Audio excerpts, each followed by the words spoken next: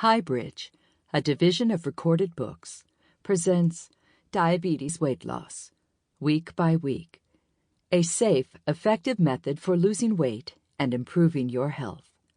By Jill Weisenberger, MS.RD, CDE. Read by Kitty Hendrix. The suggestions and information contained in this publication are generally consistent with the clinical practice recommendations and other policies of the American Diabetes Association, but they do not represent the policy or position of the association or any of its boards or committees. Reasonable steps have been taken to ensure the accuracy of the information presented. However, the American Diabetes Association cannot ensure the safety or efficacy of any product or service described in this publication. Individuals are advised to consult a physician or other appropriate healthcare professional before undertaking any diet or exercise program or taking any medication referred to in this publication. Professionals must use and apply their own professional judgment, experience, and training, and should not rely solely on the information contained in this publication before prescribing any diet, exercise, or medication.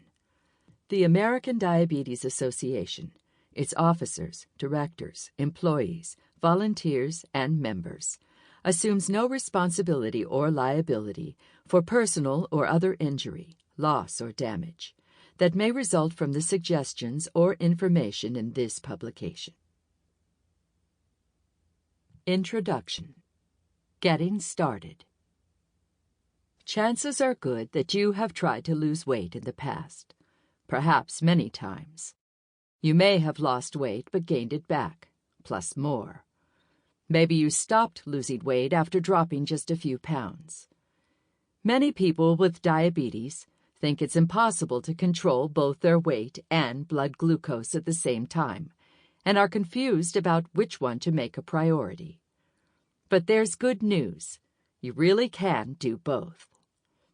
Dealing with the immediate effects of exercise and food choices on your blood glucose does make weight loss more challenging, but it's not impossible. Why should you be successful this time when you weren't successful in the past? This book does not promote a one-size-fits-all diet. You are not identical to anyone, and your diabetes and your life are not identical to anyone else's either. Therefore, you need to make your own best diet. There are no rules here, just guidance. In Diabetes Weight Loss, Week by Week, you'll learn that weight loss is about skill, not willpower.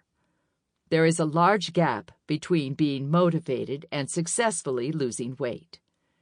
That gap needs to be filled with knowledge, strategies, skills, self-confidence, and feedback. That's what this book will give you. By taking small steps, you can trim down and feel fabulous, while taking care of your diabetes at the same time. You will learn skills to handle yourself in the kitchen, grocery store, and restaurants. You'll learn to handle tough situations and difficult people. You'll be able to set realistic weight loss and lifestyle goals, and you'll create ways to be more active. Having a strong set of skills is far better than having willpower. Think about when you learned to parallel park your car, throw a curveball, or tie your shoes. Did willpower make you successful? Of course not. If you are able to do those things well, it's because you practiced and developed those skills. Becoming a pitcher, bowler, tennis player, cook, or safe driver requires knowledge, strategy, practice, skill, and feedback, either from a coach or your own experiences. Success also requires that you have the proper attitude. It is important that each week you focus on the knowledge, skills, and strategies that will get you to your weight loss and health goals. Pay attention to your weight, but don't let that be your focus. Don't be in a rush to lose the weight. By working hard at lifestyle changes, not only will you be healthier and slimmer, you'll also be more likely to keep the weight off and maintain your new healthy habits. That's why this book covers a full year. You'll have plenty of time to practice new skills. You will face new challenges as the seasons change, especially during celebrations, vacations, and other events that occur during a year. This book is designed to reflect the struggles and topics you could work on with a registered dietitian, health coach, or diabetes educator over 12 months. It is advised you see a registered dietitian to help you develop an individualized meal plan based on your personal carbohydrate needs and medications. This book will supplement your plan. In this week-by-week guide, you will cover a lot of material in the early chapters. There are many lessons covering diet, food knowledge, cooking skills, behavior change, physical activity, and diabetes-specific concerns. Each chapter covers just a few of these topics. This will give you a good knowledge base that you can translate into actions at a reasonable pace. You must take action, though. Just passively taking in the information is likely to do little to help you change behaviors. Listen to the sections. Practice the skills. Decide how you can apply the information. Then start using your new skills. Each week and month builds on the previous many lessons. The later chapters provide information and skills for making your weight management plan work over the long haul. If you have a burning desire to continue ahead, to learn more about a particular topic, go ahead. Just as if you were working one-on-one with a registered dietitian, you should cover the topics most important to you. However, you should resist the temptation to take on more than a few topics and skills at one time. Long-term success requires relearning behaviors, and we can learn only so much at one time. Also, resist the temptation to skip sections. If you are looking to lose weight, everything in this book applies to you. Share this book and what you learn with your family and others who are important to you. Allow them to support you, and allow them to learn as well. Most of the skills you will learn are the same skills anyone, with diabetes or not, needs to achieve successful weight loss and optimal health. Ask someone who wants to lose weight to work through the book with you. You'll both benefit and enjoy each other's support. Prepare to be successful. Before you even get started, ask yourself why you want to lose weight. What is your reason? What motivates you? One benefit of weight loss is better health, which leads to improved control of blood glucose and blood pressure, increased fertility, healthier pregnancies, and reduced risk of heart disease, cancer, and more. Some benefits are directly related to your quality of life, and you have more energy, sleep more soundly, cross your legs more comfortably, suffer less knee pain, and wear trendier clothes. Motivation comes and goes, so you will need to help it along sometimes. Get a jump on that now while your motivation is high. Put together an individualized motivation kit. Get a box or notebook, or both, to collect photos, magazine articles, motivational sayings, meaningful quotations, your list of reasons to lose weight, affirmation cards, and anything else that pumps you up and reminds you of the reasons why you want to get healthier. Keep your motivation kit handy, so you can reach for it whenever you need it, and so you can add to it often. Weigh in. Use a reliable scale to measure your weight. Plot your weight on a weight loss graph. Do this each time you weigh in. To check the reliability of your scale, weigh yourself 3 times within a minute or so. Each weight should vary by no more than a pound. If, for example, the scale indicates that you weigh 180 pounds, but when you stand on it 2 more times, it indicates your weight to be 184 and 177 pounds. It's not a reliable scale. Either buy another or plan to regularly visit your doctor's office or gym for your weigh-ins. How often should you weigh yourself? That depends on you. If you can use the scale as nothing more than information to guide your actions, weigh in at least once a week. This way you can reevaluate your diet and exercise plan if your weight isn't dropping. But if the number on the scale becomes a source of anxiety rather than merely a number that carries no judgment, weigh yourself less frequently, once a week, once a month, or not at all. Set SMART goals. I want to lose 15 pounds this week is an example of an unrealistic goal. I plan to lose 1 to 2 pounds this week is far more realistic but still ineffective. The problem with this statement is that it focuses on the end result and not on the behavior needed to get there. How are you going to lose those pounds? What behaviors do you need to change? I will eat better does focus on a behavior, eating. However, it is still too vague to be effective. How do you define eating better? How will you determine if you are successful? Each of these elements needs to be part of your goal. By following the SMART principles of goal setting, you'll be able to march down a clear path to success. Once you have your goals clearly defined, write them down and keep them in a place where you'll be able to read them often. Here are the 5 elements of a SMART goal. S. Specific. Avoid vague goals.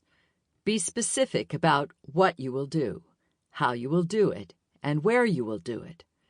If your goal is specific, anyone who reads it will know exactly what you plan to do. M. Measurable. Can you measure your success? Will you be able to report if you are 100% or 75% successful? A. Action-oriented. Be certain your goal is listed as a behavior. What action will you take? R. Realistic. Is this goal attainable if you put forth effort? Can you achieve this with the resources you have? T. Timely. Know when you will do this and when you will assess your results. Examples of SMART goal setting. Vague. I will eat better. SMART. This week I will eat 1 cup of fruit and at least 2 cups of vegetables every day. And/or, I will not skip any meals this week. Vague. I will eat less. SMART. At dinner, I will serve myself my usual portion of food, but only once, no second or third helpings. Vague. I will exercise more. SMART.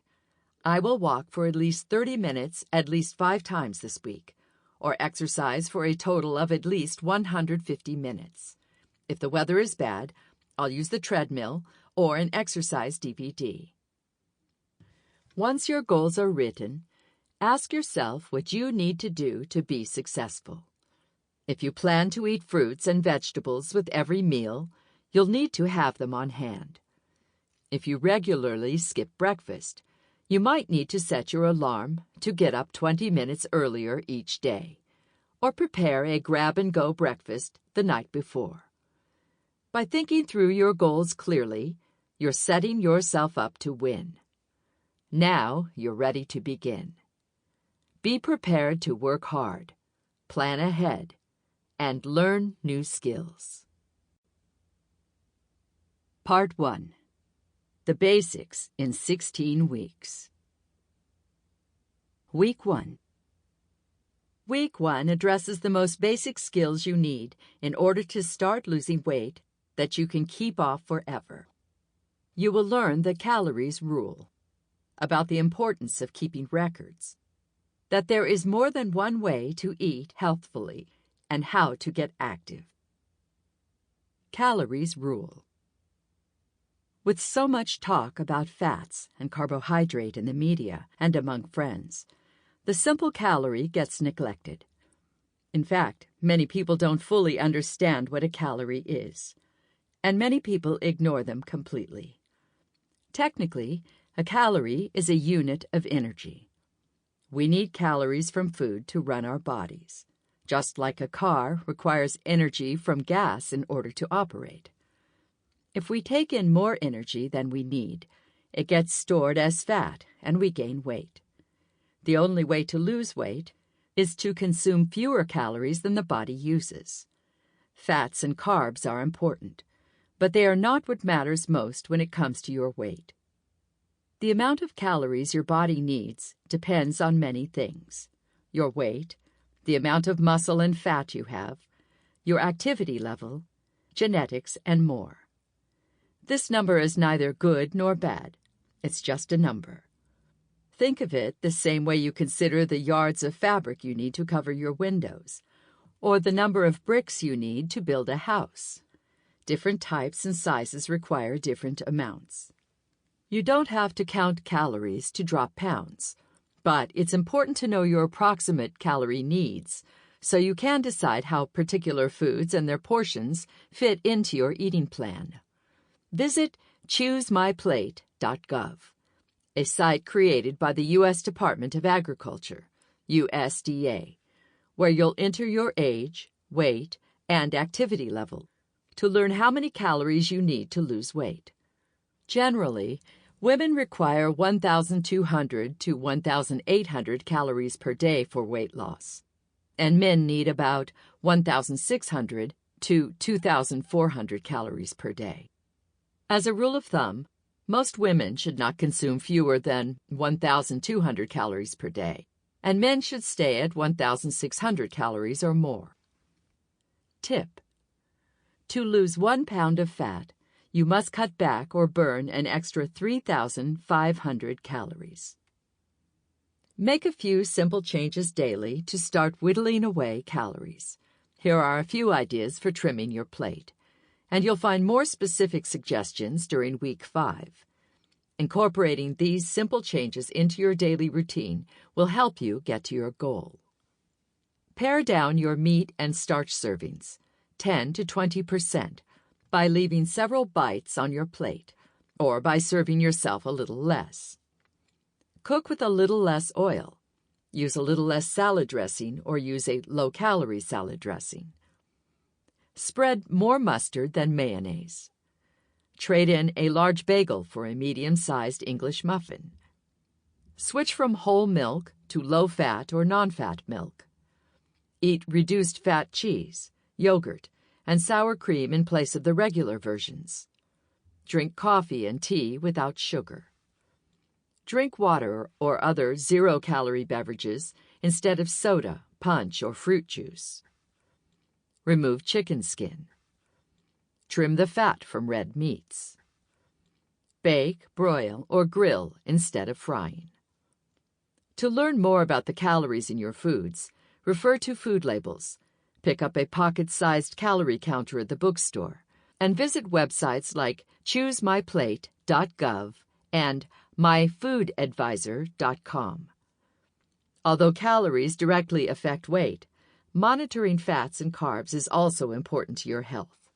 As a general rule, you should be able to consume at least 45 grams of carbohydrate at each meal, with no more than a 40 milligram per deciliter rise in blood glucose from your first bite at a meal until 2 hours later. If you need additional diabetes medications, or if you do not currently take any medications and find that you're having trouble with your blood glucose, talk to your doctor or nurse. You need balanced meals to lose weight healthfully.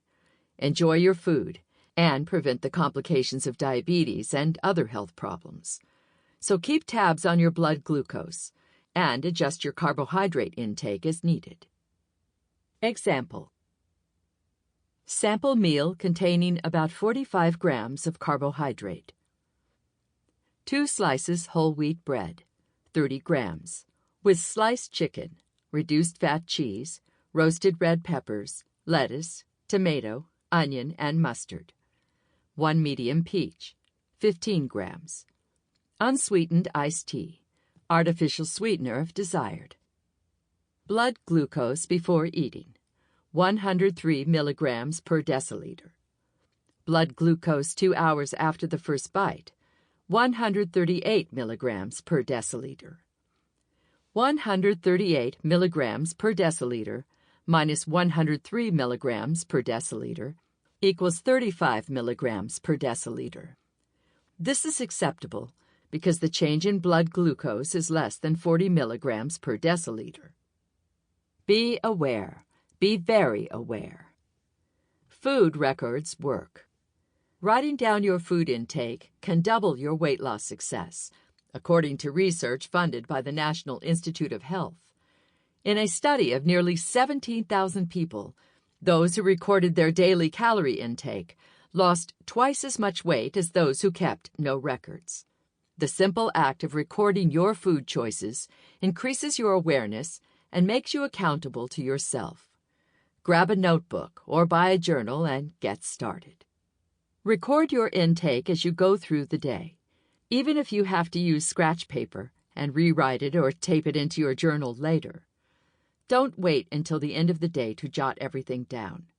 It's easy to forget what you've eaten or to fall a few days behind. Waiting may also mean that it's easier to give in to temptation. Having to reach for your journal and a pencil will make you mindful of the 5 French fries you could grab from your spouse's plate, and all of the other mindless nibbles that add up to quite a lot over time. Each day, review your food record and try to learn from it. Look for patterns of overeating or mindless munching. Then, take steps to do better tomorrow. Bill K's story. I keep a very detailed Excel spreadsheet that captures time of meal, blood glucose, medications, carbohydrates, calories, and more. I know this sounds like a bit too much documentation for many who are struggling with diabetes. But the more information you can share with your medical team, the better they can help you. And by documenting my carb and calorie intake, I can determine how much I can eat at each meal, so I don't exceed my prescribed intake. High carb or low carb? A lot of people ask, how many carbs should I have each day, or how much fat should I eat to lose weight? What diet is best? The truth is that there's probably no best diet. Some people have very strong opinions, but there are good arguments for many diet plans. Some people lose weight and manage their blood glucose on very high carbohydrate vegetarian diets. Others eat meat with most meals and prefer less carbohydrate. Some people use the glycemic index or another ranking method to help them select food. The plan you choose must be one that works with your life and your preferences, but it must also include a variety of wholesome foods from the various food groups, with special attention to including whole grains and a variety of colorful fruits and vegetables. Additionally, you'll need to tweak your diet periodically based on your blood glucose levels, cholesterol, blood pressure, and other health markers. The USDA and U.S. Department of Health and Human Services jointly publish their dietary guidelines for Americans every 5 years and provide helpful nutrition information and recommendations for all Americans. The 2010 edition includes 4 healthful meal plans, which are described in the appendix, including USDA meal patterns, vegetarian and vegan adaptations, and the DASH, Dietary Approaches to Stop Hypertension eating plan. A 5th pattern, the Mediterranean eating style, is also featured in the Dietary Guidelines for Americans. You can learn more about the Mediterranean diet at oldwayspt.org, and in the Mediterranean Diabetes Cookbook by Amy Riolo, American Diabetes Association, 2010. In short, the Mediterranean diet includes fruits, vegetables, and whole grains at most meals. Beans and fish are important sources of protein, and nuts, seeds, olives, and olive oil provide good-for-you fats. Cheese and yogurt are eaten regularly, but in small amounts, and herbs and spices, not salt, seasoned foods. If you haven't done so yet, now is a great time to see a registered dietitian, RD, for an individualized diet plan. Visit eatright.org to find an RD in your area. Tip: if you choose to use the glycemic index to help plan your meals, keep in mind that it's best to use it in conjunction with another meal planning method, such as carb counting. You can learn more about the glycemic index at glycemicindex.com or by reading The Low GI Shopper's Guide to GI Values 2011, the authoritative source of glycemic index values for 1,200 foods, by Dr. Jenny Brand Miller and K. Foster Powell. Start moving. If you're not already active, it's time to start. Assuming you're relatively healthy, you can begin walking. If you're unsure, have complications of diabetes, or want to begin something more vigorous than walking, get the go-ahead from your healthcare team first. Physical activity is perhaps the best medicine available. It makes weight loss easier by burning extra calories. It also improves blood glucose control and cholesterol levels, lowers blood pressure, reduces the risk of heart disease and other chronic diseases, relieves stress, and improves quality of life. Guidelines issued jointly by the American Diabetes Association and the American College of Sports Medicine call for individuals with type 2 diabetes to engage in brisk walking or other moderate to vigorous aerobic exercise at least 3 times per week for a total of 150 minutes or more, and to engage in strength training exercises 2 or 3 times a week. Don't jump right in. If you're not used to strenuous activity, start off slowly.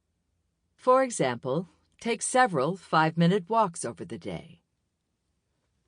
What is exercise? A complete exercise program consists of each of the following components. Aerobic. Activities that use large muscle groups and cause you to breathe heavily as you take in more oxygen. Improves fitness of the heart and lungs. Good for burning calories. Walking, swimming, jogging, biking, skating, dancing, cross-country skiing. Strength. Activities that use repeated movements against resistance. Builds and tones muscle. Increases strength. Weightlifting, resistance bands, push-ups, lunges, sit-ups. Flexibility. Increases ability of a joint to move through a full range of motion. Stretching, yoga, Pilates. Balance. Strength, flexibility, and other activities that improve coordination and help you prevent falls. Standing on one foot. Sitting on an exercise ball. Yoga. Using a pedometer. Walking is a favorite exercise among people who want to lose weight. Increase your motivation by using a pedometer. A pedometer is a handy little device that you carry in your purse or pocket or clip to your pants that counts each and every step you take while you are wearing it. Expect to spend about $30 for a reliable pedometer. Some are very fancy and have lots of additional functions, but the only must-have feature is its ability to count steps. Start off with the pedometer clipped to your waistband above the center of your knee. To check its accuracy and to find the best placement, set your pedometer to 0. Wiggle and bend a little. A good pedometer will measure steps only, not twists and turns. Next, with your pedometer still set at 0, walk exactly 100 steps. If your pedometer registers between 90 and 110 steps, consider it accurate. If it appears to be inaccurate, move it to other places on your waistband and continue checking until you find the right spot. If your pants roll down at the waistband or are very loose, try turning the pedometer inward so it faces your body. If moving the pedometer to various places doesn't make it count your steps accurately, You should return it and select a different brand. Wear your... Sample complete. Ready to continue?